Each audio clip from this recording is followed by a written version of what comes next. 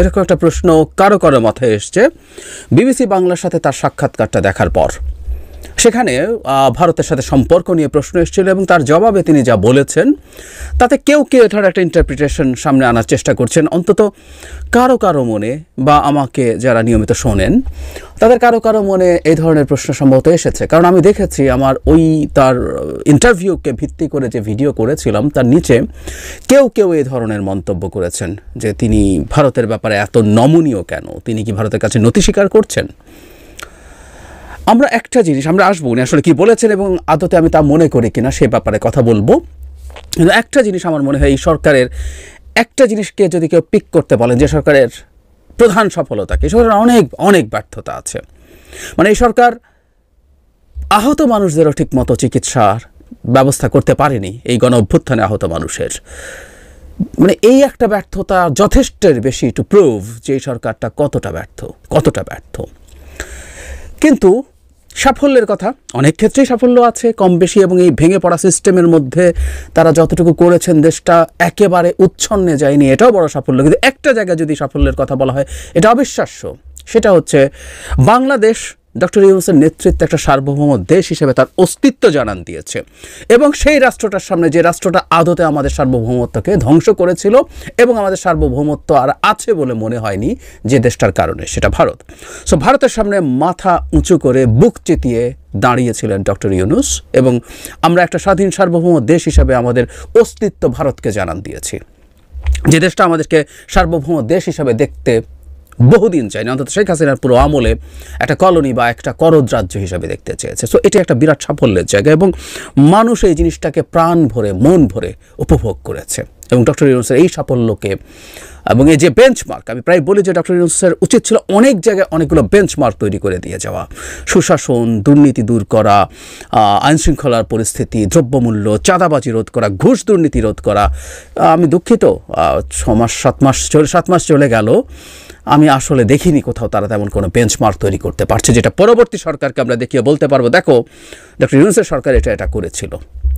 কিন্তু এই একটা জায়গায় একটা দুর্দান্ত বেঞ্চমার্ক তিনি তৈরি করেছেন যে ভারতের সাথে সম্পর্ক, ভবিষ্যতে এই বেঞ্চমার্কটা কাজে লাগবে এবং এটা আমাদের ভবিষ্যতের রাজনীতির জন্য একটা গুরুত্বপূর্ণ জায়গা আমি মনে করি। তো এখন তিনি যা বলেছেন সেই বক্তব্যটা একটু পড়ি, তারপর বিদ্যমান প্রেক্ষাপটে এটাকে আমরা নতজানু হয়ে যাওয়া হিসাবে দেখব কিনা সেই আলোচনা করতে চাই। সম্পর্কের ব্যাপারে ডক্টর ইউনূস বলেন খুবই ভালো সম্পর্ক, আমাদের সম্পর্কে কোনো অবনতি হয় নাই। আমি যেভাবে ব্যাখ্যা করে এসেছি আমাদের সম্পর্ক সব সময় ভালো থাকবে, এখনও ভালো আছে, ভবিষ্যতেও ভালো থাকবে। তিনি বলেন বাংলাদেশ ভারতের সম্পর্ক ভালো না থেকে উপায় নেই, আমাদের সম্পর্ক ঘনিষ্ঠ, আমাদের পরস্পরের উপর নির্ভরশীলতা এত বেশি এবং ঐতিহাসিকভাবে, রাজনৈতিকভাবে, অর্থনৈতিকভাবে আমাদের এত ক্লোজ সম্পর্ক, সেটা থেকে আমরা বিচ্যুত হতে পারবো না। তবে মাঝখানে কিছু কিছু দ্বন্দ্ব দেখা দিয়েছে, আমি বলেছি মেঘ দেখা দিয়েছে, মেঘগুলো মোটামুটি এসেছে অপপ্রচার থেকে। এই অপপ্রচারের ফলে আমাদের সঙ্গে একটা ভুল বোঝাবুঝি হয়ে গেছে, সেই ভুল বোঝাবুঝি থেকে আমরা উত্তরণের চেষ্টা করছি। বেশ কিছু বাক্য দিয়ে তিনি আসলে অবস্থা ব্যাখ্যা করার চেষ্টা করছেন এবং যে কারণে অনেকের কনফিউশন হয়েছে। তিনি মানে খুবই ভালো সম্পর্ক, কোনো অবনতি হয় নাই, সব সময় ভালো থাকবে, এখনও ভালো আছে, ভবিষ্যতেও ভালো থাকবে, এক ধরনের মনে হয় যে এনফোর্সড অপটিমিজম, খুব জোর করে গায়ের জোরে আশাবাদী হওয়া বা বাস্তবতাকে অস্বীকার করা। ভারতের সাথে আমাদের সম্পর্ক এখন ভালো না এবং ভালো না থাকার জন্য আমাদের ন্যূনতম কোনো দায় নেই, এই সরকারের দায় নেই, আমাদের জনগণের কোনো দায় নেই, এককভাবে এই দায় ভারত সরকারের। এবং কিছু কিছু ডিসইনফরমেশন, মিসইনফরমেশন হলে একটা কথা ছিল, মানে এখানে তার বক্তব্যে যে জায়গাগুলো ধরা যায়, যেমন কেউ কেউ বলছেন সেটা এই মেঘগুলো মোটামুটি এসেছে অপপ্রচার থেকে।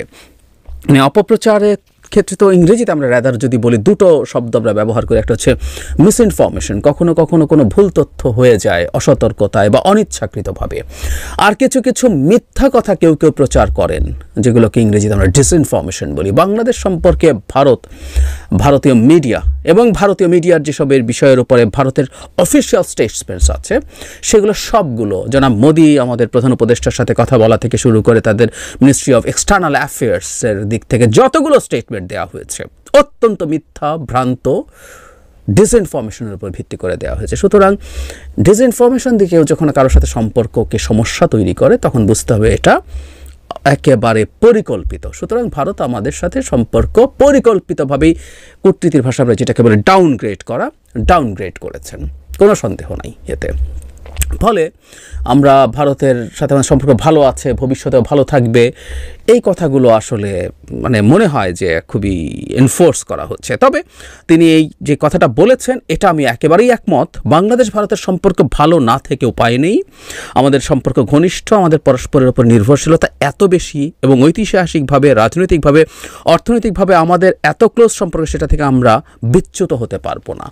ক্লোজ সম্পর্ক নাই, কিন্তু আমাদের এত বেশি এনগেজমেন্ট আছে বিভিন্ন জায়গায়, আমাদের আসলে দুটো দেশ আমরা অ্যাফোর্ড করতে পারি না, এটা আমি বিশ্বাস করি, এটা আমি মনে করি। এটাতেই আসলে আমরা জবাব পাবো তিনি আদতে আসলে কি করতে চেয়েছেন। এখন এই আলাপটা আমরা করব যে কোন প্রেক্ষাপটে তিনি এই কথা বললেন। তিনি যখন এই মন্তব্য করছেন তখন ভারতের সাথে বাংলাদেশের সম্পর্কটা আসলে কোন পর্যায়ে আছে? উত্তর হচ্ছে সম্পর্কটা মাঝখানে শুরুর দিক থেকে তীব্র একটা খারাপ পরিস্থিতি ছিল। খারাপ পরিস্থিতির পর কিছুটা সফটওয়্যার হয়ে এসেছিল, এবং বাংলাদেশের সাথে ভারতের পররাষ্ট্র সচিব এসেছিলেন, এবং আমাদের পররাষ্ট্র উপদেষ্টার সাথে ভারতের পররাষ্ট্র মন্ত্রীর বৈঠক হয়েছিল। মনে হচ্ছিল যে আস্তে আস্তে আমাদের এনগেজমেন্ট বাড়ছে, এবং ভারতের দিক থেকে কিছু পজিটিভ বার্তা দেওয়ার চেষ্টা হচ্ছিল যে তারা বাংলাদেশের অনেক কিছুকে অভ্যন্তরীণ বিষয় বলছেন তাদের ব্রিফিংয়ে। আমরা মনে করতে পারি তাদের এক্সটার্নাল অ্যাফেয়ার্স মিনিস্ট্রি, যেটাকে আমরা পররাষ্ট্র মন্ত্রণালয় বলি, সেটার মুখপাত্র জয়সওয়াল অনেক সময় কিছু কিছু ক্ষেত্রে তাদের সেই স্ট্রং রেটরিক বাংলাদেশের বিরুদ্ধে তো আছে, তার সাথে কিছু সফটওয়্যার কথাও তারা বলছিলেন। কিন্তু সর্বশেষ জনাব জয়শঙ্কর আমাদের প্রধান উপদেষ্টার সাথে বৈঠকের পর একটা ইউনিভার্সিটিতে একটা বক্তৃতায় অত্যন্ত আবার নেগেটিভ মন্তব্য করছিলেন। মানে ব্যাপারটা এরকম, কিছুটা ভালোর দিকে তারা গেল, তাতে হঠাৎ করে তাদের মনে হলো যে বাংলাদেশের প্রতি কি আমরা সফট হয়ে গেলাম, বাংলাদেশকে এবার আবার একটা কঠোর অবস্থান দেখাতে হবে।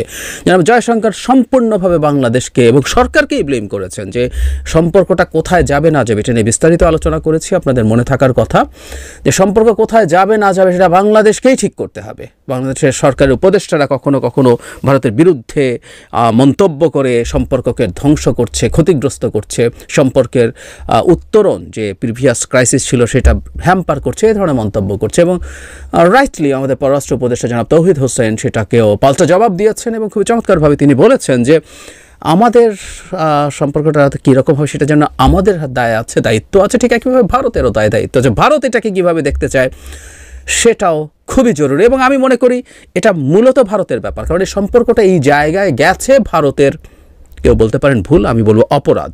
ভারত কতগুলো ডিপ্লোম্যাটিক অপরাধ করেছে বাংলাদেশের জনগণের সাথে, এই রাষ্ট্রের সাথে, সুতরাং সম্পর্ক তলানিতে গেছে, এবং এই দায় ভারতকে স্বীকার করে ভারতকেই আসলে কাটিয়ে ওঠার জন্য প্রধান পদক্ষেপ নিতে হবে, এবং ভারতকে চাইতে হবে ভারত কেমন পদক্ষেপ বাংলাদেশের সাথে চায়। আমরা অবাক হয়ে দেখলাম জয়শঙ্কর তার সেই বক্তৃতায় তখনও সেই ডিসইনফরমেশন, তাদের যে অভিযোগ আমাদের হিন্দু সম্প্রদায়ের মানুষের উপরে কমিউনাল আক্রমণ হচ্ছে, এই ধরনের কথাবার্তা আবার তুলছে, মানে এগুলো নিয়ে তারা করবেই বলবেই, কিন্তু বাংলাদেশ তার রিয়াকশানে সমস্যা করছে। সো এই প্রেক্ষাপটে যখন আমাদের প্রধান উপদেষ্টা একটু সফটার, ইয়াস এই বক্তব্যগুলোর মধ্যে কিছু সফট টোন আছে, সেটাকে মনে হতে পারে যে তিনি আবার নতজানু হয়ে গেছেন কিনা।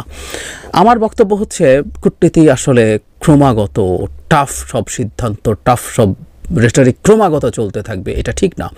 আমি রাইটলি মনে করি বাংলাদেশ এবং ভারতের ধাপে ধাপে ধীরে ধীরে টেকনিক্যালি খুবই কৌশলের সাথে এই দুই দেশের মধ্যকার উত্তেজনার কমে আসতে হবে। মানে কূটনীতির ভাষা আমরা এটাকে ডিএসকালেট করা বলি, উত্তেজনা ডিএসকালেট করতে হবে, এটা যতটা সম্ভব আর বাড়তে না দেওয়ার চেষ্টা করতে হবে, এটা আস্তে আস্তে কমিয়ে আনার চেষ্টা করতে হবে। তো সেই পরিস্থিতি আসলে তৈরি হওয়া দরকার আমরা মনে করি, এবং আমাদের প্রধান উপদেষ্টা যেটা একটু সফটওয়্যার ভাষা ব্যবহার করেছে, এবং কূটনীতিতে এটা হয় যখন উত্তেজনা অনেক টাফ জায়গায় চলে যায় তখন কোনো একটা পক্ষ কিছু কিছু ক্ষেত্রে কিছুটা ছাড় দিয়ে একটা সফটওয়্যার স্ট্যান্স বা অ্যাটিটিউড নেয়। ভারতও নিয়েছে। ভারত অ্যাপারেন্টলি অনেক শক্তিশালী দেশ হওয়ার পরও ভারত কখনো কখনো বাংলাদেশের সাথে এই ঘটনার মধ্যেই সফটওয়্যার অ্যাটিটিউড নিয়েছে। সো সেই পয়েন্ট অফ ভিউতে আমাদের প্রধান উপদেষ্টার এই বক্তব্যগুলো আমি মোটেও মনে করি না নতজানু হওয়ার মতো ব্যাপার। এটা রাদার দেশের স্বার্থ নিশ্চিত করে কিছুটা সদিচ্ছার বহিঃপ্রকাশ বলে আমরা দেখতে চাই, কারণ উপদেষ্টা বা মন্ত্রীর বক্তব্যের চাইতে আমাদের একজন প্রধান উপদেষ্টা যখন এই ধরনের মন্তব্য করছেন সেটাকে নিশ্চয়ই ভারতের কাছে আমরা একটা পজিটিভ বার্তা হিসেবে দেখতে পারি। সুতরাং ভারতের এই সদিচ্ছাটাকে গুরুত্ব দেওয়া উচিত। ভারত দেবে কিনা ইজ এ ডিফারেন্ট ডিবেট। ভারতের যে অ্যাটিটিউড, তাদের ফরেন পলিসির যে দৈন্য দশা, অ্যামেচারিশ অ্যাটিটিউড, মানে অ্যামেচার বললেও যথেষ্ট বলা হয় না, স্টুপিড অ্যাটিটিউড, আমরা এটা মন খুলে বলেই ফেলতে পারি, কারণ তাদের ব্যর্থতা এই সাউথ এশিয়াতে তাদের একটার পর একটা ব্যর্থতা দেখে বলাই যায়। কিন্তু এই জায়গাটা থেকে তিনি তার পজিটিভ জেস্চার দেখিয়েছেন, এতে সমস্যার কিছু নেই। অ্যাট দ্য সেম টাইম যেখানে যেখানে প্রয়োজন, উনি স্কাই নিউজের সাথে একটা ইন্টারভিউ দিয়েছেন যেখানে আওয়ামী লীগ এবং শেখ হাসিনার বিচারের কথা এসছে অত্যন্ত কঠোর ভাষায়। Sheikh Hasina and her associates, সবাই তার পার্টির লোকজন, অলিগার্কস, সবার বিচারের ব্যাপারে উনি অত্যন্ত কঠোর ভাষা ব্যবহার করেছেন এবং ভারত বাংলাদেশের এই ভয়ঙ্কর অপরাধীকে ফেরত দিচ্ছে না। তার বক্তব্য এবং তার বক্তব্যের জেস্চার, তার বডি ল্যাঙ্গুয়েজে উনি আবার এটাও প্রকাশ করেছেন যে ভারত এই কাজটা করে অত্যন্ত খারাপ আচরণ করছে। সুতরাং যেখানে যেখানে প্রয়োজন সেখানে ভারতকে আবার পাল্টা কঠোর বার্তাও তিনি দিচ্ছেন। এবং আমি বিশ্বাস করি ভারতের যে কোনো সিচুয়েশন যদি তৈরি হয়, এই সরকার এবং আমাদের প্রধান উপদেষ্টা নিশ্চিতভাবেই ভারতকে কঠোর বলতে আমি এই বলছি না যে কোনো রকম কোনো যুদ্ধংদেহী অ্যাটিটিউড দেখানো। আমরা একটা স্বাধীন সার্বভৌম জাতি হিসেবে আমাদের যতটুকু চাওয়া, যতটুকু পাওয়া, সেটা তিনি এবং তার সরকার দেবে। সুতরাং ডক্টর ইউনূস ভারতের প্রতি নতজানু হয়েছেন।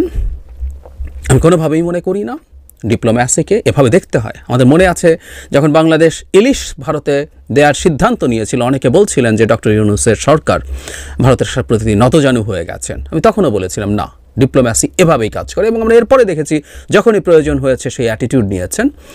এটা নিতে হয়, কখনো প্রয়োজনে কিছুটা good or positive or a bit softer gesture দেখাতে হয়। ডিপ্লোম্যাসি এভাবেই কাজ করে। আর আমি শুরুতে যে কথাটা বলছিলাম সেটা হলো ভারতের সাথে সম্পর্কের ব্যাপারে এই সরকার অন্তত এই একটা বেঞ্চমার্ক তৈরি করে গেছে। আমি আমাদের অনাগত সরকারগুলো, ভবিষ্যৎ সরকারগুলোকে বলবো ভারতের সাথে আমরা এনগেজ করব। আমাদের প্রচুর এনগেজমেন্ট আছে, ইকোনমিক এনগেজমেন্ট আছে, সিকিউরিটি এনগেজমেন্ট কোনো না কোনো ফর্মে হতে পারে, ব্যবসা বাণিজ্য, ব্যক্তিগত পর্যায়ে, রাষ্ট্রীয় পর্যায়ে নানান কিছু হতে পারে। কিন্তু প্রত্যেকটা বাংলাদেশকে একটা স্বাধীন সার্বভৌম রাষ্ট্র স্বীকার করার মাধ্যমে হতে হবে। এই বেঞ্চমার্কটা যে তুলে দিয়ে গেছেন, আমি আশা করি, আমি বিশ্বাস করি এবং আমাদের জনগণও যে পরিমাণ ভিজিল্যান্ট হয়ে আছে এই ব্যাপারে, ভবিষ্যতে কোনো সরকারের পক্ষে, যে সরকারই হোক না কেন, কেউ কেউ বলেন ওই সরকার আসলে ভারত সব কিছু দখল করে ফেলবে, সেই করে ফেলবে। আমি কোনোভাবেই মনে করি না কোনো সরকারের পক্ষে, যদি সেই সরকার অ্যাটলিস্ট পরবর্তীতে একটা ফেয়ার নির্বাচন দিতে চায়। শেখ হাসিনার মতো ক্ষমতা দখল করলে ইজ এ ডিফারেন্ট ডিসকাশন। কিন্তু একটা নির্বাচন যদি সে দিতে চায়, সে শেখ হাসিনার মতো ভারতের তাবেদারি বা তার অর্ধেক তাবেদারিও করা সম্ভব না। র্যাদার ডক্টর ইউনূসের সরকার যে বেঞ্চমার্ক তৈরি করে